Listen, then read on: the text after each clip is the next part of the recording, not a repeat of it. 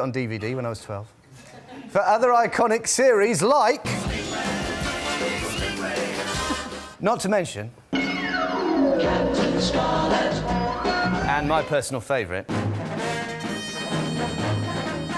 Don't know any of those. You're really enjoying this. Don't know any. Cary Grant went to meet the man pulling the strings of the world's most famous puppets. All together now. 5, 4, 3, 2, 1. They were the unlikely icons of the small screen in the 60s.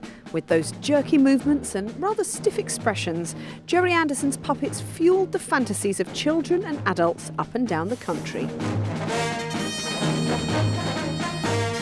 But when we watched International Rescue save the planet from certain disaster, or Stingray foiling another dastardly plot, we were watching a lot more than a mere puppet show. Can't you drive a bit faster, Parker? Certainly, milady. Anderson's creations were a real product of the times. The late 1950s signalled the beginning of the space race. Technology and fantasies about the future became part of our everyday lives. Into that world stepped Supercar, a pioneering series about a high-tech flying car. It officially debuted a puppetry technique which would become Anderson's trademark.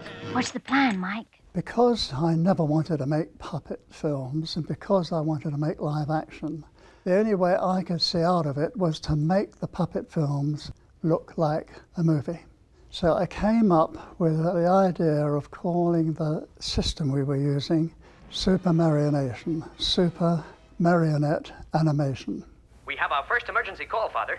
Well, Super Marionation worked in that the puppets had a mechanism in the head, and our pre-recorded voices were then fed into this, so the lips moved with our voices. Thunderbird 1 will be underway in 30 seconds.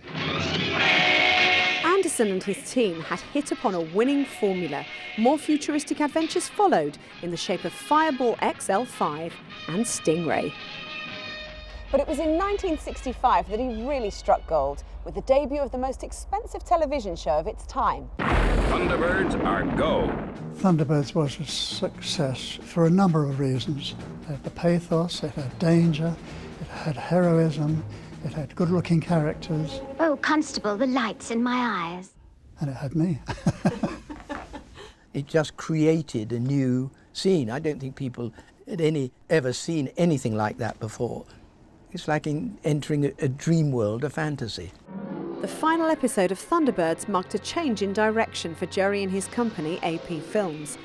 Their next offering was the significantly darker Captain Scarlet and the Mysterons. The change in tone was mirrored by a change in the puppets. When we started to get ready for Captain Scarlet, we wanted to make real people. Components that were used for the mouth mechanism were getting smaller. Yes, sir. Now, make a head which is correctly scaled to the body, and therefore that would be another step in making the puppets look real. After 2 more Super Marionation series, Anderson finally made the switch to live action.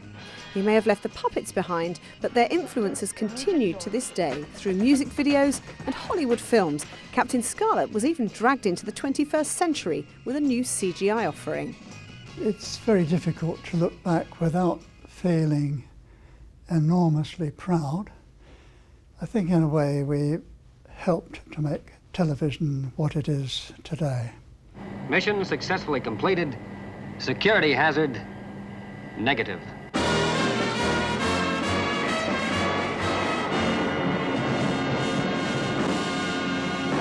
Fantastic. You enjoy that? Yeah. Yes. You love that, do you? All from a trading estate in Slough, they did that. It's Really? It never really transported me because it was always too artificial for me. What did you like? I loved Robin Hood and William Tell and Ivanhoe and sort of real